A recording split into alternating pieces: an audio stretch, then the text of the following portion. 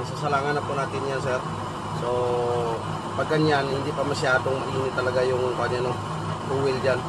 Pero habang tumatagal yan, lalong gaganda yung apoy niya. Mag-floating.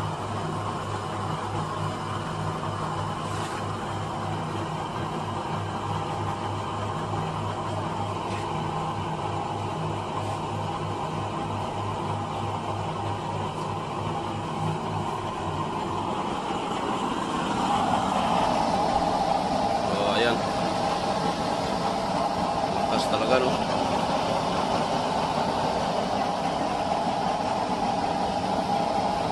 So nakasagad yung blower natin dyan.